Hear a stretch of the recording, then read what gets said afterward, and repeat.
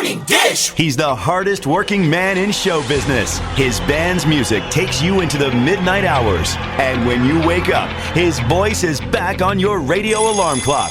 How on earth did this happen? Well, Jeff saw me taking out the trash at the radio station. And he won another award. But this one is better. I'm your boogeyman. That's what I am. It's the Morning Dish with the 2019 Radio Personality of the Year winner, Stephen Phillips. You paying attention to this, Packy? And Murphy's own Sherry Raines. Yeah, you must have given horseback passes to the right guy, Stephen. Well, giddy up. And Packy Smith's Shetland pony is right alongside. You guys know these demo tapes don't just edit themselves together, right? Well, all right. 3 cheers for Stephen Phillips. Y'all need to help Stephen Phillips out over there. Out the door and off the radio. Here's Stephen Phillips. All righty, folks, we're back with you. The guy that we have on the phone does not need to be introduced, but he is the funniest man in America, Mr. James Gregory, one of my favorites. How are you, sir? I'm real good. How about you? Yeah, we're just hanging around in here trying to get through all this cancel culture and all that kind of stuff. You know how that goes. I know. I tell you what, it's just hard to get up in the morning and even turn on the news. Yeah. I'm with you, especially in the business you're in, man. You kind of course, have you changed your jokes at all? I mean, are you trying to do like politically correct, or I mean, what the? No, I don't. I stay on the. When I do the show, as far as my show is concerned, I stay completely away from current events. Right.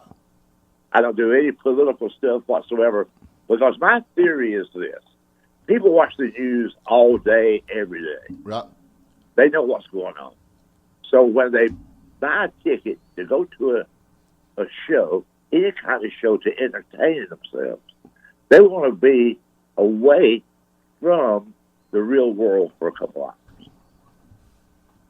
to enjoy themselves, to have some fun. And that's what we do. We try to do like an hour and a half to an hour and 45 minutes of just pure fun. Well, I've been to a couple of your shows, and ain't no doubt about it. The thing, though, that hits me about your shows is most of the time I feel like you're talking about my kinfolk, you know? I think that's one reason I've been in business so long. People can relate to what I'm saying. Because after the show, I'll be talking to people, and some of the comments I get, they'll say, you remind me of my father. Yeah. Or, you know what, I had a neighbor just like you. Oh. Or I remember when I grew up, we had a porch like you guys. That's exact. I've got an aunt that actually, like you said, during Thanksgiving, she eats everything you can think she can put in her mouth, and then she's sitting there, and it's like, I can't eat nothing else. Oh, yeah. Is that pie? Yeah, I believe I'll have a piece of that. That's right. Hey, James, this is the other Steve. Yeah, Steve Thomas. Hey, a question for you. During this past year, this COVID stuff, how have you had to change your act? Have you been able to keep any of your shows going? Are you doing it all online? Or how are you doing that? Well, no, I don't do any of the shows online. But, no, they shut down a lot of shows. We did very little work. Occasionally we did because most of the work I do are in, as you know, small theaters, right, those type places. And the theaters are concerned primarily about the public, like everybody is. But the theaters and the show places controlled by the county or the city or the state. So they shut down a lot of those theaters. Right. And the ones that have opened up, we're doing a lot of shows at 50% capacity. But every show has been sold out. Oh, I can believe it. Even when there was 100% capacity, we went to that. You was at the Smoky Mountain Center for Performing Arts. I think it's a 1,800-seater. It was sold out.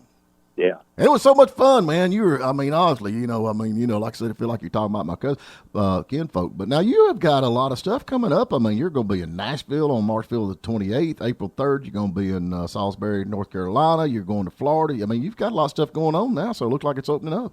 Yeah, I got to get busy. I'm about 2 payments behind on my double wide.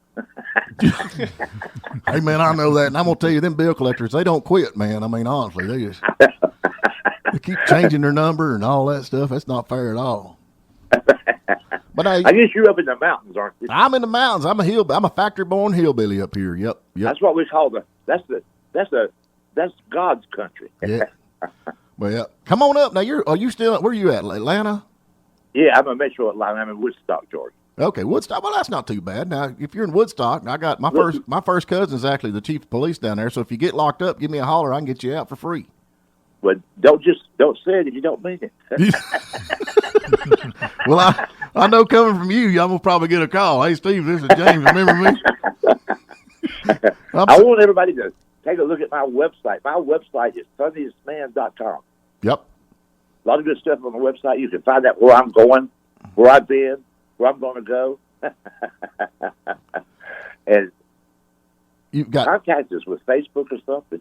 You know, and I got a YouTube channel. A lot of great, funny stuff on YouTube. Yeah.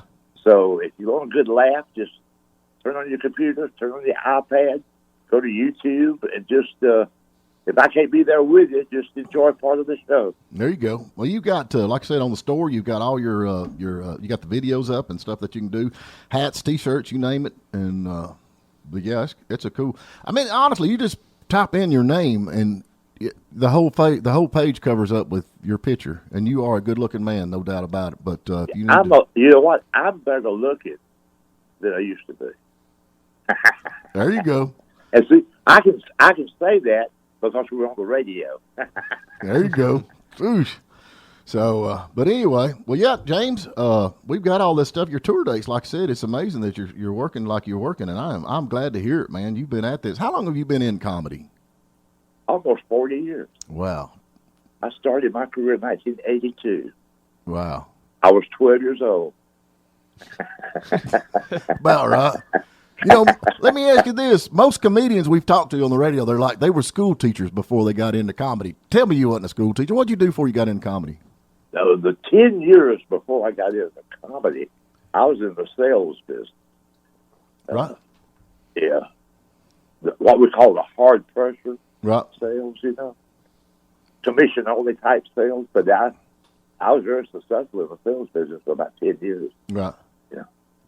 And I kind of stumbled into comedy. The first comedy club in the Southeast opened up in 1982. Right. And the shows were Tuesday through Sunday, and Tuesday was amateur night, or what they call open mic night. Right. And I've always been a fan of stand-up comedy. Always loved comedians. And watch them on television, even when I was a kid. So me and a couple of friends of ours would go to the amateur night every Tuesday. Right. Not to be part of the show, just to watch the show. Mm-hmm. And I had friends who thought I was funny. And they kept daring me to go on stage on amateur night. So that's how I got my foot into the water. I started on amateur night and got addicted to it. Here I am. How many shows did you have to do before you realized, hey, I can do this for a career? Well, you know, I thought when you go on amateur night, you don't do a real show. You only do like 5 or 6 minutes. You know what I mean? Sure. I enjoyed it. I don't think I was all that funny then, but I just loved being on stage. And I kept going. Every Tuesday night I would do that. And then the show was set up so there would be an opening act and a middle act and then the headline. It was always a 3-person type show. Right. And then they asked me, did I want to host the show one week, be the MC, to be the opening act. I said, yeah. So you had to have like 15 minutes to be an opening act. So for about a year and a half, I was just the opening act, and then gradually got better and better, and then clubs around the country, other than Georgia, started to open up. They started having clubs in the Carolinas, South Carolina, North Carolina, Tennessee, Alabama, and we could go out of state and make a little bit of money. Right. So it was a slow process. You know, you have what in the show business, you've heard that expression, the starving years. Oh, yeah. A few of those, but it's worked out real well. But you know, like you do, okay, your shows right now are what, I mean, guess what, an hour and a half, something like that? Yeah, I always have like an opening act. Right. There's only 2 or 3 guys that I will travel with because they're funny and they're reliable. Right. And they don't do anything on stage that's going to embarrass the audience. And the entire show is anywhere between an hour and 40 minutes to 2 hours. See, that's the thing. That's why I like, I just think a lot of these comedians that are out now are, I guess, vulgar and raunchy, and I don't see the funny in it, I guess. Well, I don't either, and I try not to criticize those guys. I guess there is a market for that because a lot of those people are very successful and people show up, but everybody's got their own style. But I try to do a show so that any age can come and enjoy the show. Right. In other words, if a couple wants to come and see my show and they got a 12-year-old kid and a 14-year-old kid, they don't have to hire a babysitter. They just bring the kids with them. Yeah, I'm with you on that. I guess one thing, I was a big Jerry Clower fan. I like Jerry, and he actually started, I think, as a salesman too. Yes, he did. Yeah, but I had the pleasure of hanging out with Jerry Clower a few times over the years, especially back in the mid-late 80s, and I saw him quite a bit in Nashville. Right. He was a good guy. Yeah, he seemed like it. I never knew him. I never met him or nothing like that, but he seemed like a real good guy. But I like that style, and I love your style. But I like a lot of people are in this, what's the dry bar comedy stuff now, which is a lot of clean comedians, which I just love because you can, like I say, you can sit there and you can watch it with your family. My special on dry bar is coming up this month. Oh, is it really? When's it coming up? I got to see it. Well, I don't have the exact date. Well, it's probably on your website, so we can Google on that. Yeah, it will be. And so it's going to be brought. It's going to debut that before the end of the month. So it's going to be in the next 2 weeks. Oh, that's going to be good. Yep. So James, what subject matter is a virtual guarantee to always get laughs out of the audience? Is there some kind of subject matter you always make sure is included in your act because you know it's going to work? But 2 or 3 different ones, but people love to hear about the covered dish. Oh yeah, sure. Now, if somebody gets sick or in the hospital or pass away, go to a funeral, the first thing we do is show up with some covered dish, and we talk more about the food than we do about the guy who passed away. That's the truth. I'm with you on. See, I'm Baptist, man. I know all about covered dish and fried chicken, brother. That's the reason I'm a Baptist, because we eat better than any religion out there. I don't care what they That's say. what I've always said, Joe. I come from that generation where, I've said this for a long time, and other comedians now use the same phrase. But when I was a kid, to me, gravy was a beverage. Yeah. We got to be kin somewhere down the line. You got that. You got that bit you do with that. Well, Steve is actually an airplane pilot. He flies for Delta, and so if you ever fly in the friendly skies and you kind of go upside down and sideways and this, that, and other, he's a pilot. That's it. The one you're talking about, fill it up with the airplane. I love that. I bet I played that 1,000 times. But yeah. Oh yeah, I still hate to. I have to fly every once in a while. I just hate it. I've always told this, and I said it's true, but people think it's a joke. I've always said I don't mind flying once a year just to catch up on my drinking and my praying. There you go. Oh, Lord. Well, James, we've got to get to a break, man, and it's always a pleasure to get to talk to you, like I said. And I appreciate the airtime. I appreciate seeing you. I'd love to be up there in the neighborhood. We just hang out in the studio. Well, come on sometime. You come on up. You can stay at my house. You'll have to sleep in the middle, but we'll put you up for the night. You know how it is. But I can drive it. I can make it all in one day. Yeah, it ain't far up there. But anyway, y'all go to the funniest man in America, James Gregory. You can't miss it. Everything is thefunniestman.com, and he is all over. If you put in James Gregory, it comes up, and you can see him and follow him. And then we got the Dry Bar Comedy. I don't know about that. He's going to be in the next couple of weeks. You're going to be debuting on that, so we'll be looking forward to that. Yes, sir, and I appreciate it. And people click on my website.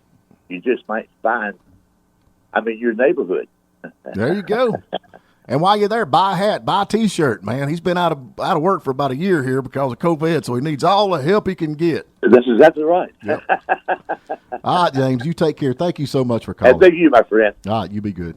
Thank you for listening. This is Stephen Phillips, host of The Morning Dish. Please subscribe to our YouTube channel. because we have a lot more interviews out there to listen to. Plus, you can listen online every morning at WJULradio.com or Lake 97.7 WJUL. And give us a like on our Facebook page, The Morning Dish.